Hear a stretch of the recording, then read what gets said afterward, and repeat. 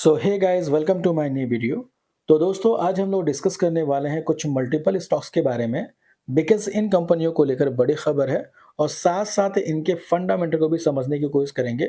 तो वीडियो दोस्तों बहुत ही खास रहने वाला है, बिना स्किप किए ज़रूर देखें। और दोस्तों अगर आप चैनल में नए हैं तो चैनल को सब्सक्राइब कर दे, बेल आइकन को प्रेस कर दे ताकि इसी तरीके से इम्पोर्टेंट नोटिफिकेशन सबसे पहले आपको मिलते रहेंगे। चलिए शुरुआत कर लेते हैं पहली कंपनी के साथ जिसका नाम है दोस्तों अपोलो माइक्रो सिस्टम्स लिमिटेड।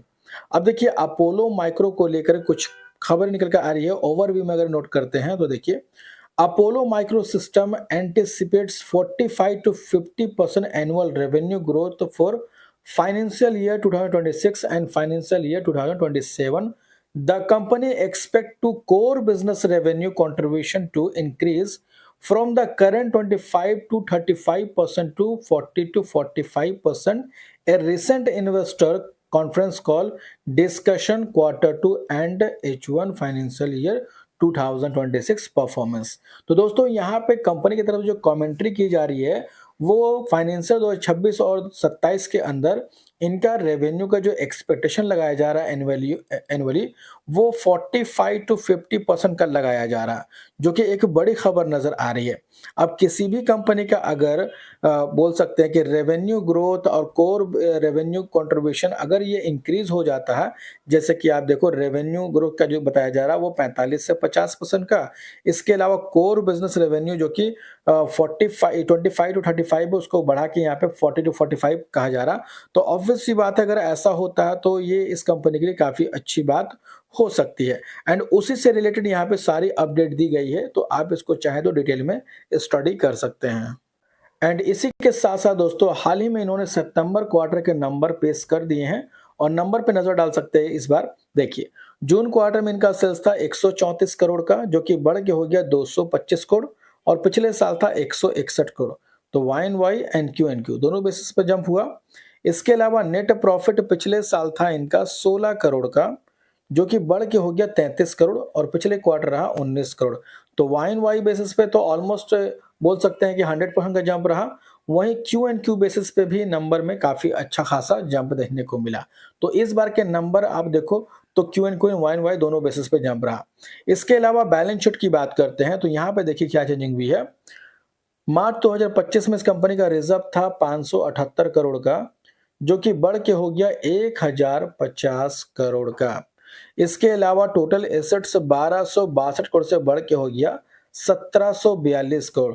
तो एसेट्स और रिजर्व दोनों ही इंक्रीज हुए हैं।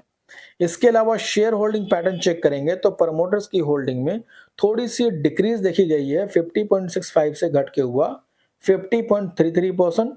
एफआईज की होल्डिंग थोड़ी सी इंक्रीज हुई है, 7.16 से बढ़ के हो गया 8.94%। एंड डीआईज की होल्डिंग थोड़ी सी डिक्रीज हुई है और पब्लिक की होल्डिंग भी डिक्रीज हुई है। तो दोस्तों डीआईज, पब्लिक और प्रमोटर्स थोड़ा थोड़ा स्टेक ट्रिम किया, वहीं पे एफआईज ने अपने स्टेक को थोड़ा सा इंक्रीज किया। हालांकि आपको क्या लगता है, नंबर्स वगैरह कैसे रहे, कमेंट करके जरूर बताएं। इसके बाद दोस्तों बात करेंगे सेकंड कंपनी के ऊपर जिसका नाम है TCS, Tata consultancy services. India की लार्जेस्ट आईटी कंपनी है, सबसे बड़ी कंपनी दोस्तों। और इन्होंने एबीबी के साथ आप देखोगे तो जो पार्टनरशिप था उसको एक्सटेंड कर दिया है 18 ईयर्स के लिए, यानी कि बहुत ही लॉन्ग पीरियड के लिए पार्टनरशिप यहाँ पे एक्सटेंड किया। यानी कि पहले भी पार्टनरशिप थी लेकिन इस पार्टनरशिप को और भी 18 साल के लिए और बढ़ा दिया गया है, जो कि इस खबर से दोस्तों इन दोनों ही कंपनी को फायदा होता हुआ नजर आ सकता है। और एआई से रिलेटेड ये पार्टनरशिप देखने को मिला था और एआई देखो दोस्तों आने वाले टाइम में भी यूजर्स बढ़ रहे हैं, तो ऑब्वियस सी बात है कि जितनी भी आईटी कंपनी है वो एआई पे फोकस कर रही है। इसके बाद बात करेंगे नेक्स्ट कंपनी के ऊपर जिसका नाम है दोस्तों वेबसोल एनर्जी सिस्टम्स लिमिटेड, जिसके बारे में पहले भी हमने डिस्कस किया था और अभी दोबारा से क्वेरीज आई तो मैं दोबारा से बताना चाहूंगा। दोस्तों इस कंपनी को लेकर न्यूज ये है कि इन्होंने 1:10 का स्टॉक स्प्लिट अनाउंस किया था, जिसका रिकॉर्ड डेट अनाउंस कर दिया गया है, जो कि 1:10 का रेशियो है, यानी कि 1 के बदले में 10 शेयर मिलेंगे। तो अगर 40 शेयर को होल्ड करते हैं तो बदले में 400 शेयर मिलेंगे स्प्लिट के रूप में। अब देखिए इस कंपनी का जो रिकॉर्ड डेट है दोस्तों, वो यहाँ पे मेंशन किया गया है 14th ऑफ नवंबर 2025, यानी 14 नवंबर 2025 का डेट है। तो अगर आप इस कंपनी के शेयर होल्डर हैं तो ये डेट नोट कर सकते हैं, और अगर आप इस कंपनी के शेयर होल्डर नहीं हैं तो आप इसको इग्नोर करके भी चल सकते हैं। इसके बाद दोस्तों बात करेंगे नेक्स्ट कंपनी के ऊपर, जिसका नाम है टाटा पावर लिमिटेड।